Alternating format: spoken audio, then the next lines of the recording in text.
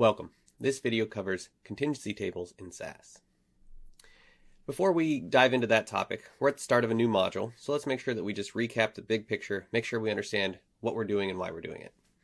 We have learned now how to read in really nice formatted data into SAS, and that's important because we have to get it into SAS in order to analyze it and summarize it. We also learned how to do some of the common data manipulations that you might want to do in order to change your data or to sort of customize it, create new variables, that kind of thing. At this point, we're ready to say we have our data, we can put it in, we can make whatever variables we need to make, we can subset it however we need to subset it. We want to now be able to summarize it to try to make meaningful conclusions or meaningful insights to that data. And then later we'll talk about how to analyze it just very briefly. And when we start thinking about the idea of summarizing data, we need to understand what types of data we have. We've talked a little bit about this as we've gone along, but let's get into that in a little bit more detail. We can start talking about two different types of variables. We have numeric variables, which you may also refer to as quantitative variables, and we have categorical or qualitative variables. Now, numeric variables are ones where they have a numeric value, so of course it's going to be a number, but the key thing is with a numeric variable, you need to be able to do math on the entries. So you need to be able to subtract one entry from another, for instance, and have that make sense. So one variable that people often confuse as being numeric that is not numeric would be something like a zip code.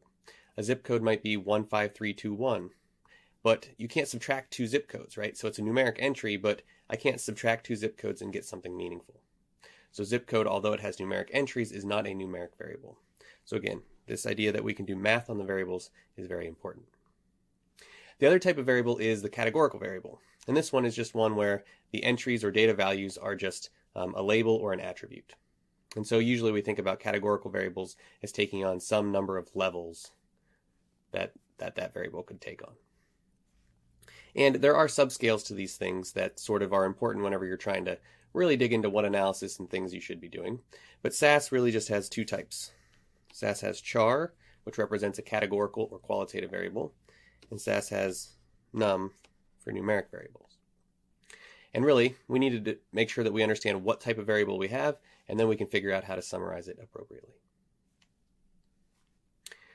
Now, when we're trying to summarize our data, what are we really going after with that?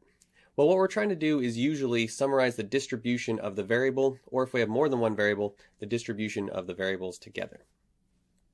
And what do we mean by a distribution? Well, the term that I like to use is just the pattern and frequency with which you observe that value. So where do I observe it and how often do I observe it in these different areas? And again, this is going to differ slightly depending on whether you're talking about a numeric variable or a categorical variable. For a categorical variable, the main thing that we do to describe the distribution or pattern and frequency with which we observe that variable is talk about the counts or relative frequencies for each one of the categories or levels. I'll end up using that language interchangeably. We're going to have our categorical variables having categories or levels that they take on. And then if you have numeric variables, what you want to do is a little bit more involved because you can do more things with them.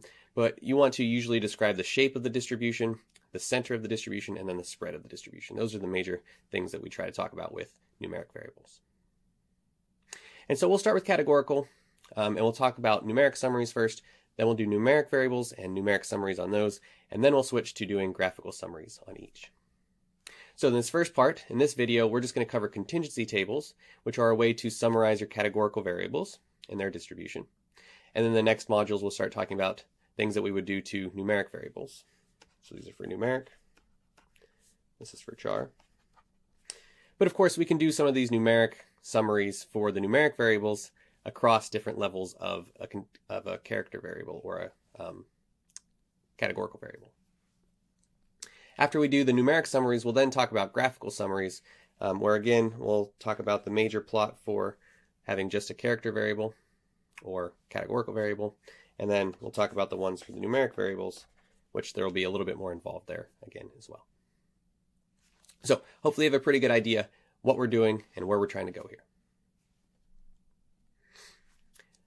Let's start with a data set. If we're going to do some categorical data analysis and some summarizations of it, we need to have a data set that has categorical variables. We're going to start with a data set that has historical data on the Titanic and its passengers. First thing we'll do is we'll create a library to store our data in. Again, this number here will vary depending on your account. And then we're going to read in that data. So that data is available in the shared folder. So you should be able to use this same path, except again, changing the numbers that you have here. But we're just going to use proc import. This is a CSV file, and it's nicely formatted, so we don't have to worry about any issues with the data. We'll just read it into our NCSU library, and then we'll have access to it under the dataset name Titanic.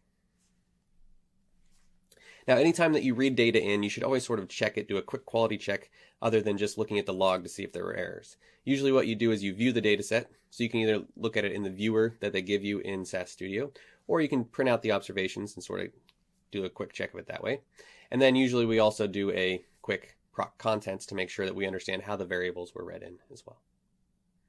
Let's look at the output of those two steps, the proc print step and the proc content step. Here's the output from proc print. You can see we've only printed out the first 5 observations using that data set option. And you can get a pretty good idea about how SAS has read in the variables just based off of what variables you see and what values they actually take on. But you might notice a few things that we've discussed before. SAS denotes missing values for characters as blanks and for numeric variables as periods. And this is really important because we may want to subset our data based off of these missing values, or maybe we want to exclude them.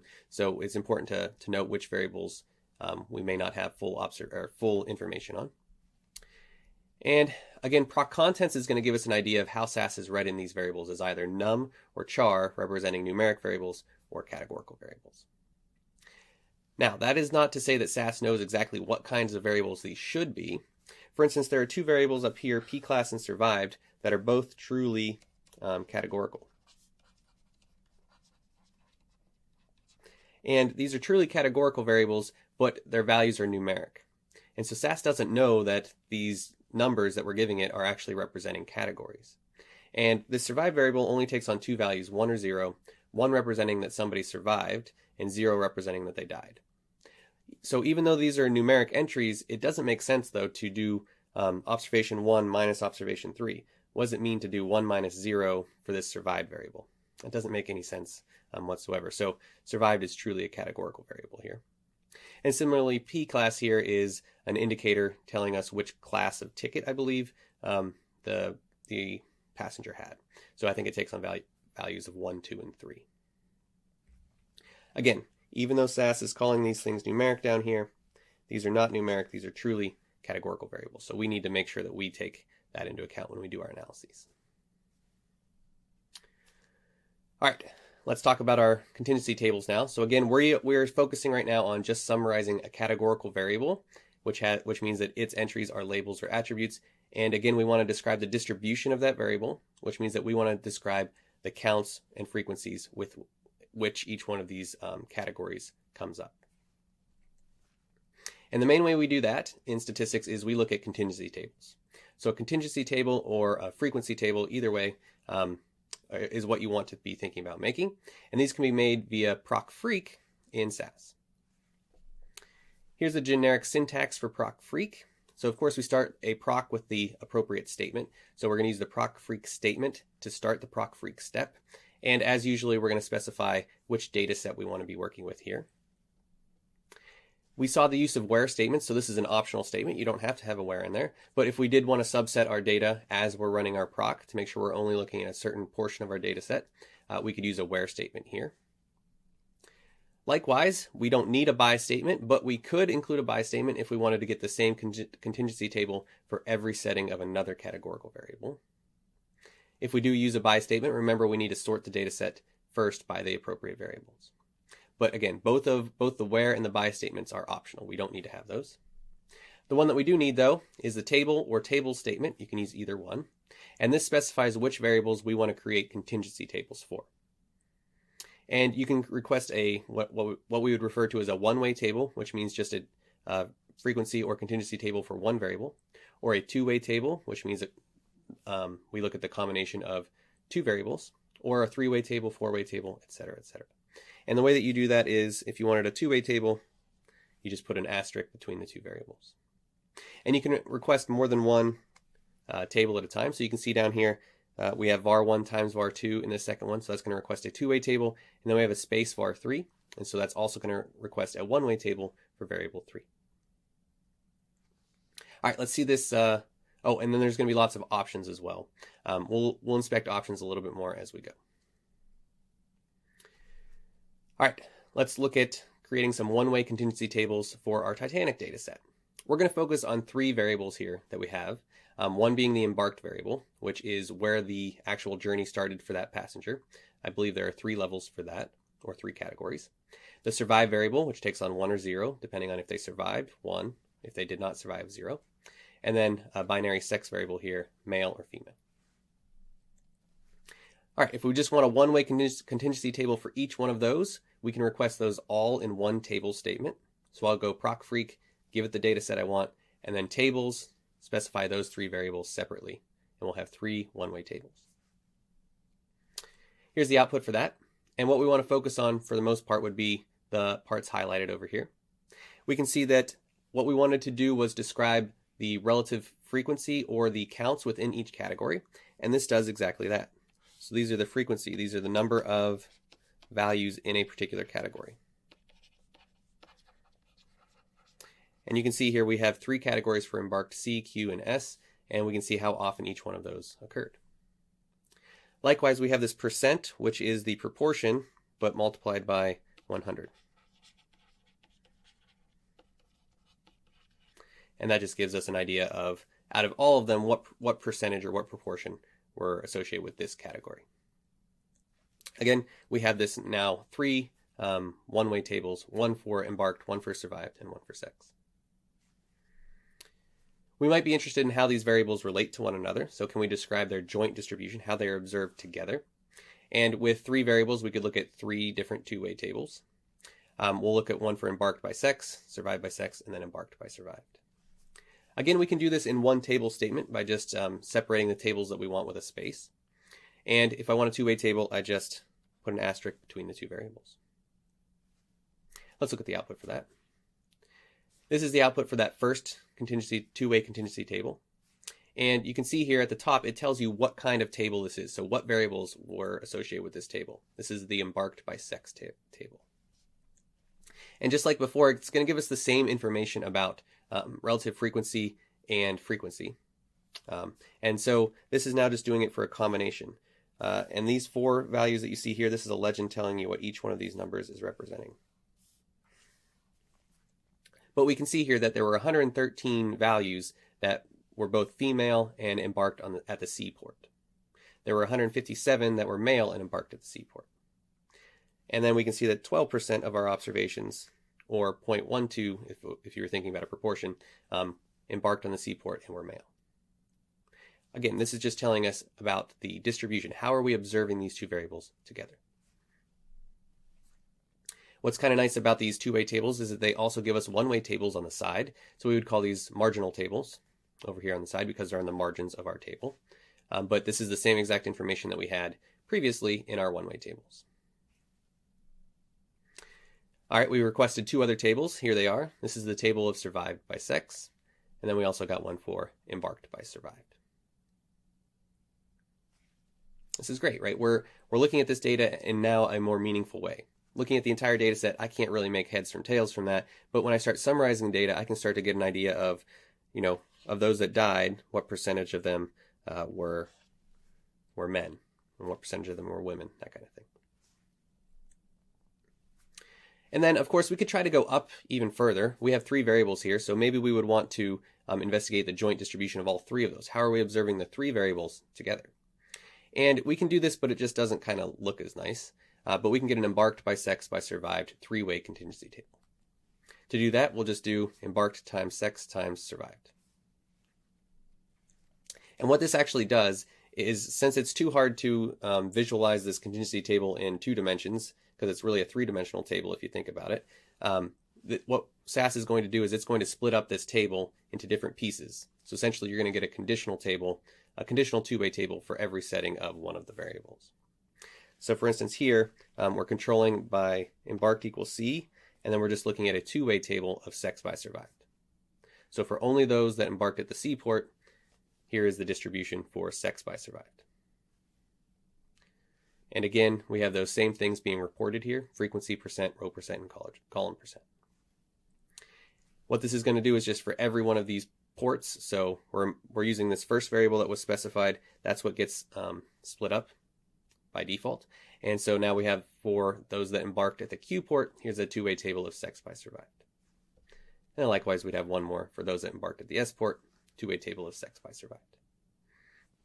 So again, three-way tables are nice, but there's sort of not a nice way to visualize them. We'll see that using graphs and bar plots later will be a much easier way to visualize the relationships between three categorical variables. Now, if you wanted to do this thing without getting all these extra tables, so here again, notice that we are controlling or looking at just where embarked equals C over here on the left. We could do that ourselves if we wanted to, just by using a where statement. And just to make sure that we're connecting what we did in the previous module with what we're doing now, if we did a where embarked equals C and then we did a two-way table, we're going to get exactly the same table as we saw there on the left. Remember that things in quoted strings are case sensitive. So if I put a lowercase c here versus an uppercase C here, that's going to make a difference. That's the main time when you're doing SAS and case matters. But here's that table, and we see 11 here, we see 102 here. If we jump back, we see 11, we see 102. We are just recreating that exact same table ourselves. All right, and then I mentioned there are a lot of different options that you might put and utilize here on your tables to sort of optimize them, or maybe get some output stored somewhere, something like that. And one of the most commonly used options is to output the two-way table or three-way table, whatever contingency table you're making, to a data set so that you can then use that somewhere else. And the way to do that is to utilize the out equal option. And so here you're going to specify the name of our new data set.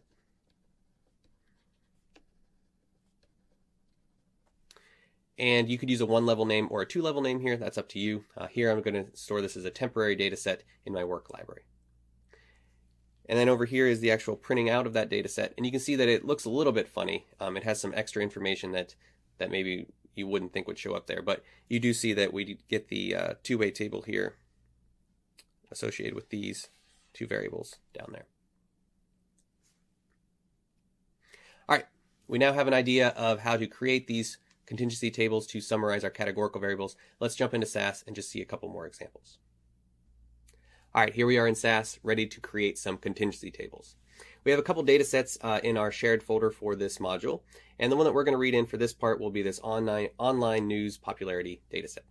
We can see that this is a .csv file, so that should tell us, if it's saved correctly, that this is a comma-separated value file. And we know that we can read that in with proc import.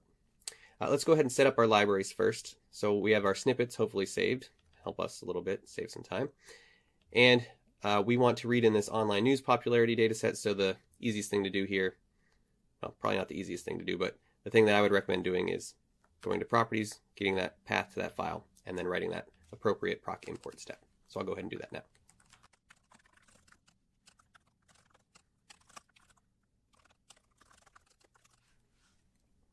All right, that's all typed out. Let's go ahead and run our code here. Should always check our log, make sure that things seem to go okay. Don't see any red or green. Excellent. Library was successfully assigned. Looks like we have about 40,000 observations on 61 variables. If we go over here to our output data set, we can get an idea of what's going on without using proc print or proc contents. We see that we got a lot of variables, and if you look at this little icon, we can see that almost all of them, looks like all of them but one, are read in as numeric variables. And so you might say, well, we're analyzing categorical variables here. Why are you reading in only numeric variables? And the thing is that some of these variables, just like we had before, are numeric in nature, i.e. they take on only numbers, but they aren't truly numeric variables. They're really representing categories. And the variable that we're going to analyze here is going to be the type of article this is. So this online news popularity data set has information about different news articles that were posted, what category they were, and then how many words they were in there, how many links they had on them, and how popular they were. And so what we could do is try to get an idea of the articles in this data set, which ones were in the lifestyle category, the entertainment category, the business category, and so on. But, you know, these variables are not sort of nicely put into one, right? We have separate variables representing which type of article this is. But we know how to modify our data, right? We know how to create new variables from other variables. And so that's what we'll do to start with. we'll use a data step to create a new variable that represents the type of article, and if this variable is a 1, it's going to take on lifestyle. If this variable is a 1, it's going to take on entertainment, and so on. We'll have to use our if-then logic to be able to do this. I'll go ahead and code that up, and then we'll come back together.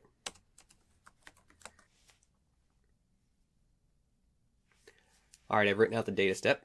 Actually ran into a little bit of an issue with this one. It turns out that the column names actually have a space before the variable name.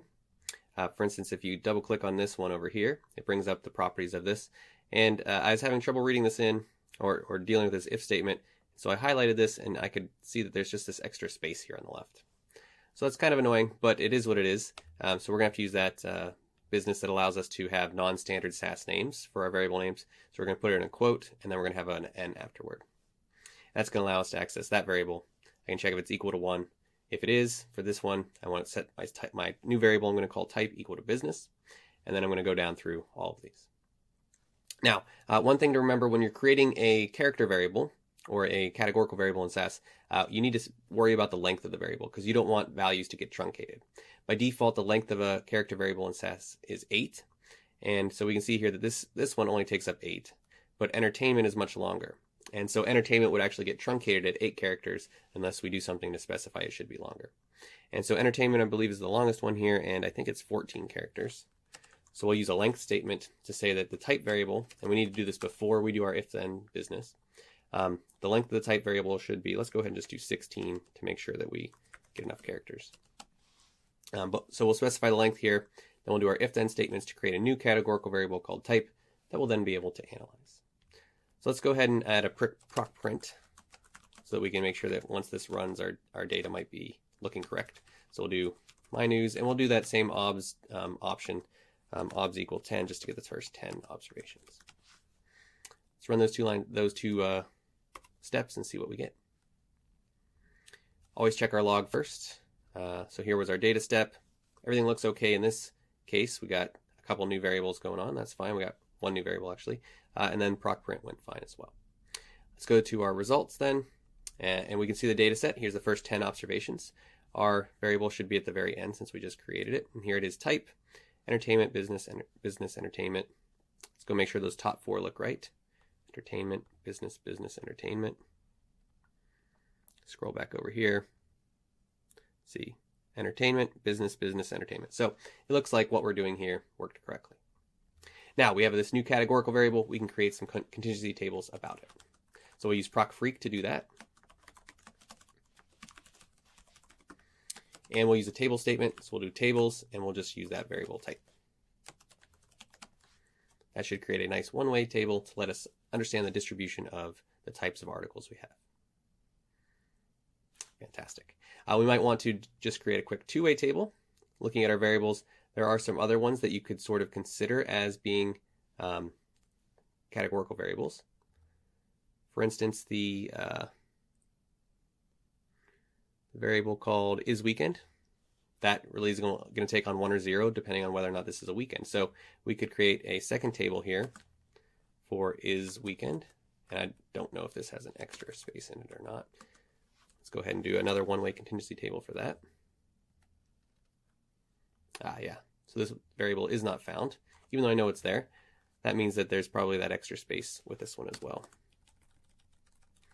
This would probably be the case where it'd be nice to do a data step and rename all these things to have appropriate names so we don't have to do this kind of thing. All right, now we have 2 one-way tables. Wonderful. Let's go ahead and add in a two-way table as well. I think you can do that with these kinds of string literal things. Let's see. So now I'm going to do type by isWeekend. And we get a two-way table down here that can now let us know, well, if it is the weekend, so isWeekend takes on 1 means it is the weekend. We can sort of get an idea of maybe there are certain types of articles that are posted more often on the weekend. Maybe that's why they're more popular, because people are reading more on the weekend or something like that. But these are a couple examples of how to do contingency tables here in SAS.